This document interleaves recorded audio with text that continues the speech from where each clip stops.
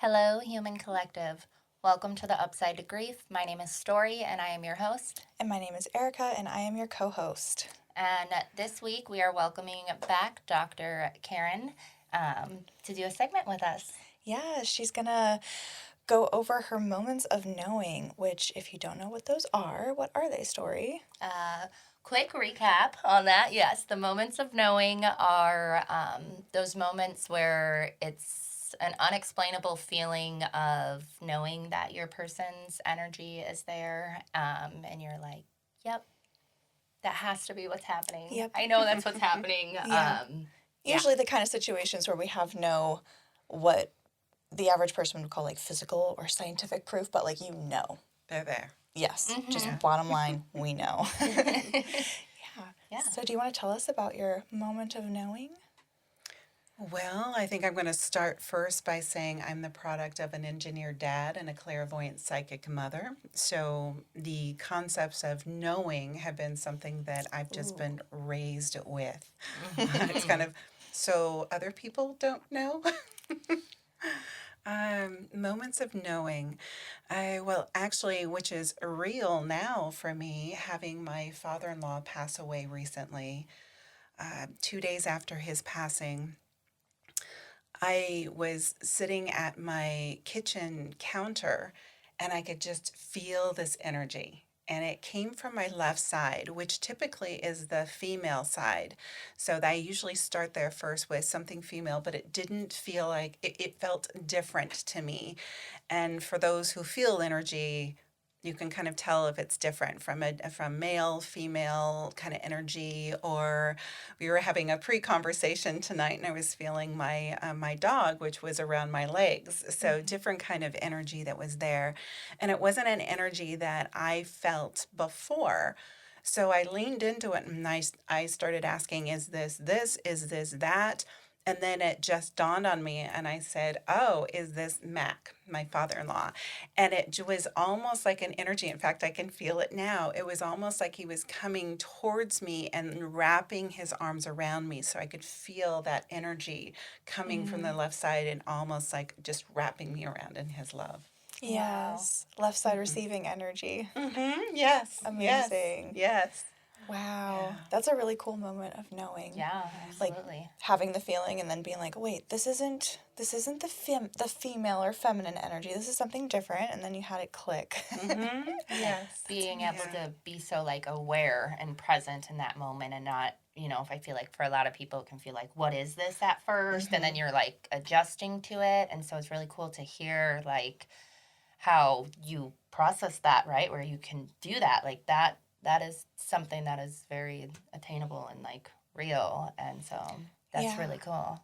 Yeah, I love it when we start cultivating that more. I mean, your mom being a psychic clairvoyant, that I feel like that's probably something that you either were born with or kind of grew up around, but lots of people don't even realize that they have their clairs or work with energy at all. So I feel like I've heard a lot from people where it might just be a feeling and then they ignore it or they push it down instead, or it makes them uncomfortable and they're just like, nope, need to move on throughout my day. And then there's just like this feeling that they're dealing with and they don't even know how to express it. So I think that's one of the reasons that we like moments of knowing, and what has helped Story just expand her moments of knowing is by acknowledging them and being aware of them. Absolutely. Yeah. And I think a very good point that you mentioned, Erica, is with the clairs. For me, I tend to feel I'm more clairsentient, so I tend to sense and feel energy. I'm not clairvoyant like my mother was, or I've been told that is not my primary clair. So, being able to see energy, one of my colleagues that I work with, she does see energy. That's not where I focus on. I feel it more. Right. I can even lean into the interpretation. In fact, I tend to when I'm working with individuals, they see me like stop and look up where I'm interpreting the energy that's coming through for the message. So, for example, when my father in law came through, I thought, well, is there any message? And there wasn't. It was just translating the energy of cheer or joy and freedom, that he was free from his body. He was 91 years old. So this was a moment just in his life that he was just free to be beyond the physical constraints of our 3D body here. Yeah. And so just taking that time to just leaning into the energy and being able to interpret that. That's amazing. Yeah. Can I go rogue really quick? Of course, always. Okay, so this is usually about you, Dr. Karen, but you had mentioned Panda. So Panda is Dr. Karen's dog who has passed, and you spoke about feeling her around your feet. So can I ask you, when was the very first time that you felt her around you again? Or do you recall those moments, or was there like a big one after her passing where you were like, oh, hey, girlfriend? It's so funny because I feel her energy. We call her in, I feel her energy. Actually, it was, so story just briefly, I had to make a quick decision within 22 hours from realizing she was going downhill before I jumped on a plane for 2 weeks to Egypt. Oh, wow. So in that period of time, I was like, oh, she's not going to last for 2 weeks and I have to make this decision. So that's why I wrote about the story, like everything. What was I thinking? What was I feeling in that less than a day period of time to go through that? So I know getting on the plane, I was not necessarily sensing or feeling her, and there was other things that were going on. Like I was sensing other energies. Being in Egypt is a whole different thing. However, we did a retreat 2 weeks after she passed. So 2.5 weeks after I got back from Egypt, and we can hear her in the kitchen. Like a little click clack. Yeah, which I'm not necessarily clairaudient, but everyone was picking up on, like, there's something going on in the kitchen. And I work with another intuitive who happened to be a pet psychic herself, who I just happened to be coordinating this retreat with. And immediately she goes, that's Panda. So within 2 weeks. So do you still have Strawberry, your kitty? I do. Okay, Yeah. so it's like that sounds a little bit too loud to be Strawberry. And if Strawberry is her kitty she was telling us about, they're a little bit more light on their feet. They're not going to be stomping around or click-clacking with their overgrown toenails or anything. So couldn't have been her. Could have been her. And I do have another dog, but the other dog was outside at the time. Yeah. See, those are the kinds of things where it's like, Yeah. what are you going to say? Yeah. I love that so much. That's so Yeah. cool. And there's another story that's coming to mind. So as we're sharing this, so I lost my niece. She was 36 at the time when she passed away, and she was 3 years younger than I. She fought a lung disease for 7 years.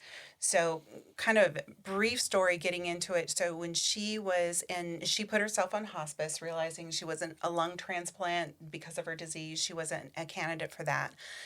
And the last probably 24 hours, excuse me, of her life, she went into more of a comatose state, which some do. My father-in-law also was in that state. And so the last 2 to 4 hours, I don't even remember now, this was 2008, she was sitting up on a couch and I was leaning over. I was sitting on the arm of the couch and I was leaning over and I was brushing her beautiful long hair, just like the two of you, your beautiful dark long hair, and singing to her and telling her it's okay, it's time to go over, it was okay. Now, in the process of that, basically all the other family members, and by the way, we have most of our family members live on our family land that we have. So her husband was in the garage. We had the hospice nurse was in the other room, kind of giving me space. Her parents had already said goodbye. Her brother had already said goodbye. My parents, they weren't around. So the only person who actually popped in, I think, was her cousin, my nephew, who lived next door and then cried and left. So I was the one who was there during the process. So again, combing her hair, singing to her until she took her last breath. It was 2008, so I was trying to think about how long afterwards, because I don't think it was more than a week after that. My mother said, oh, by the way, Susie came to me, my niece's name's Susie, and she gave me a message for you. And I said, okay. And she said she wanted to thank you for singing to her and brushing her hair. Now, nobody knew that that's what I was doing at that time. And again, my mom being clairvoyant, and at that time I wasn't as sensitive to energy and messages. But that's just another powerful one. Yeah, that's very powerful. I got chills while you were Yeah. saying that. Yeah. Oh, Yeah. Susie, coming through. Yeah. That's amazing. And I have now more stories are coming through. My grandmother passed away. I was 21 at the time. My grandmother passed away. And again, family lives on the family land. I was at college at that point in time. My mother and brother had just said goodbye to her, and they were going on a trip down to Mexico. And my grandmother, just in her late 80s, I think at that point in time, just gracefully passed away sitting in her chair. Nothing major, no heart attack or anything. So she passed away. Well, my mother was still on vacation. My brother and I went to get into the house to find the will and trust. And to get into my grandmother's house, I had to do, which what I did as a kid is get into the basement and shimmy up the laundry chute. So they had one of the houses where in the bathroom they had, Right. throw the laundry and it would go down in the basement and that's where you washed. So me as a 21-year-old, I'm like shimmying up the laundry chute to get into the house, to come around, to open up the door for my brother. And I just remember once I reached into the house, got into the house, this energy took over. And I remembered it was like a trance. I walked over to the front door. I opened it up for my brother. I turned around and immediately went to this china cabinet and immediately opened up this drawer, not realizing what I was doing. I was like just in a trance. And right in that drawer, and that's when I came to, right in that drawer was the will and trust that we were looking for. We had no Was your clue. brother like, what? I guess kind of being raised around my mom, it was just kind of like, oh, okay, so we found it. Like, okay. Yeah, so grandma showed you where. Yeah. Yeah. Oh my gosh, I love stuff like this. I'm like geeking out right now. Yeah. That's so amazing. And you said like in this time in your life you weren't so in tuned like with, sounds like your family's very intuitive and kind of just sensitive in general. So yeah, that's even more powerful because like you don't know what's going on and it just happens anyways. Yeah. Yeah. So can I ask you, is there like a point in this where you felt the shift, where you started to feel more energy and that transition for you and what that looked like? Yes, and it wasn't just one event. So as I mentioned, more dad, logical side, mom, more intuitive side. I would say I'm a good combination of the two of them. Like mom always taught me, like, how can I heal myself when I get a cut or a bee sting? Um, I don't even remember all the things. So she was trying to, get me to pay more attention to the intuitive side of it. And I I thought that was cool, and mom did magic, right? So I didn't have the science behind it, but also I know especially going to school, it was one of those things where there was something that was taboo about it. Like I Right. couldn't just say like, hey, my mom's psychic. Yeah. Like people would look at me kind of weird thing. So I had to like keep it somewhat silent. And so I think in the process of that, also for myself, I had to dumb it down a bit, like just be normal. As a kid, you want to Yeah. be normal like everybody else. So then I went into leadership and coaching, and that was my background, and that's what I did. And then in 2018, I had what I say, the love of my life walked out of my life. So my second husband, who was my high school sweetheart, ended up walking out, and I decided I was going to try to coach myself through my own divorce. Bad idea, by the way. Yeah. And then in the process of that, I ended up stumbling across NLP, or neuro linguistics programming, which I'd never heard of before. But it's the concept, it led me down the path of hypnotherapy. So it's getting into what's the programming that is stored within our subconscious or unconscious mind. And I had been realizing at that point in time I'd done a lot more of conscious coaching, working with executives and mid-level managers. What is it you want to do? Let's talk about communication, let's talk about team building. It was a lot of conscious coaching, and all of a sudden I went, there's so much more to the mind then. And this was outside of intuitive, right? There's so much more to the mind, like this conscious and unconscious mind, and limiting beliefs and traumas and griefs and all those things are stored there. So I dived deep into this world in the early 2019 at this point in time. So much so that because of my background, I got hired on as the head coach for this organization and traveled with them for 3.5 years. So lovely opportunity to work, especially in the COVID years, with over 1,500 individuals. And that's, by the way, kind of how I got into the idea of grief, various different types of grief. But it allowed me to start stepping into the intuitive world, but it was giving me the science behind it. So then comes along January of 2022. Now, I was born late in my parents' life. So they were in their mid to late 40s when I was born. So this will give a context behind what I'm about to say. My brothers were 16 and 21 when I was born. So in January of 22, on January 5th, my oldest brother, 75 at that time, passed away due to prostate cancer. The day afterwards, my mom, Olive, 97 and a half years young, looked me straight in the eye and said, I wasn't planning on living this long. I'm curious what it's like to pass over. Now, my story is that back 10 years prior to that was when my father at age 90 had passed away, and I did not deal with that well. I typically talk about that story in an interview. I did not deal with that well, but I'd gone through a lot of the unconscious and subconscious work at that point in time and released a lot of those beliefs that were really holding me back when my father passed away.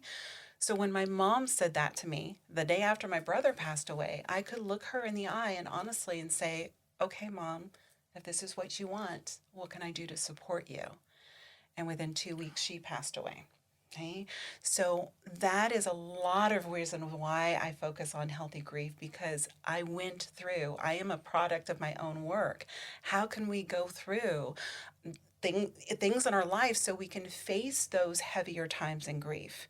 It wouldn't have helped my mom at 97 and a half years young for me to then my grief come out and say, Mom, you can't leave me. You can't and there was a little part of me that wanted to say that, right? Of course. That it wouldn't have helped either of us at that point in time. So Mom passes away. 3 weeks later, my remaining brother was diagnosed with dementia. So all within less than a month and a half, I literally felt like I was losing the main family members. And also, that's the year that I launched my business and my home. I expanded things. Like, it was one of those things that reminded me that I'm going through this process with other people. I want other people to know how to be able to tap into it. And again, not everybody is intuitive, and they don't need to be, as you know, to be able to process through grief.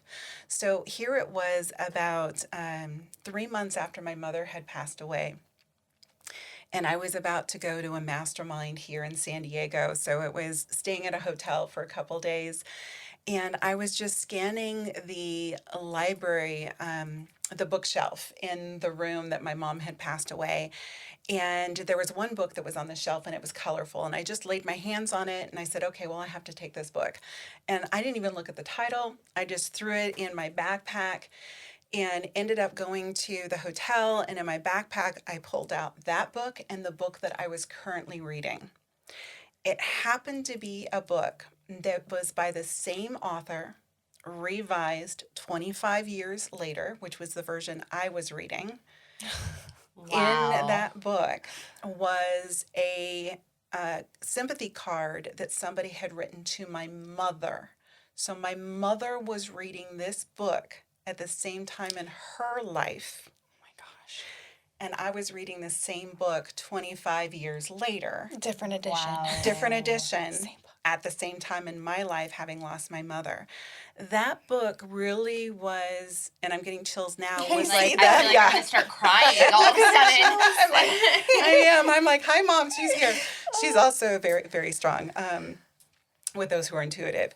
So it was realization that it was a crossover between the intuitive work that my mom was doing and the logical NLP work, because that book was about, it was about Huna. So it was around the Hawaiian shamanism, without getting Mm-hmm. onto too much. Hawaiian shamanism crossed with NLP. So I was coming from it like, okay, NLP, logical leadership, NLP crossing into the intuitive. My mom was coming from the perspective of intuitive, let's come into the logical through Yeah. NLP. And it was just this perfect merging. And I thought, this is it. So, really, with my mom's passing and with that, so over the last, what is it, going on almost 4 years now, my mom really has been the bridge for me. With her passing, I've been tapping more and more and more into my intuitive side. So even when I'm placing individuals in even a deep state of hypnosis, quantum healing hypnosis technique, I'm using my intuition, I'm using NLP. It's all combined with individuals, but really it's with my mom's passing that actually became even more and more clear. She's helping me on the other side. Wow. That's really incredible. I Yes. love that so much. Oh, I have so many thoughts. Like my brain's going off like crazy. That is so. I got chills when you were describing that too, because what a beautiful bridge. Yeah.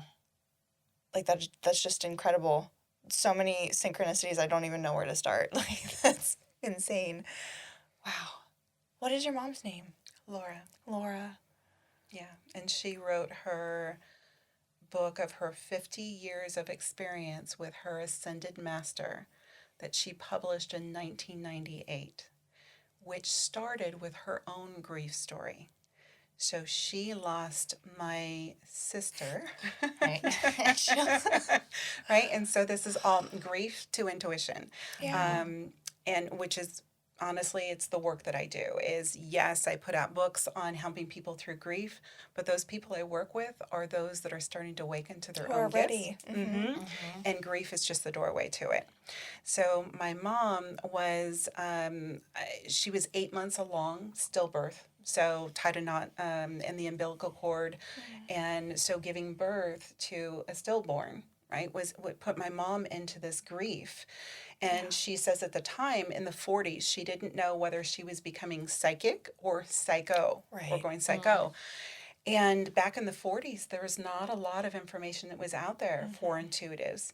So my mom took it upon herself to research anything that she can find. Now, also, I found my aunt, her aunt, my great aunt, was also intuitive. So was my grandmother, and so was my grandfather, but they didn't focus on it as much. I'm finding more about that. But my aunt, they did. They were sending letters back and forth to each other. So when my great aunt passed away, she my uncle must have given the letters that my mom wrote to my aunt back to my mom, because I found those after my mom passed away.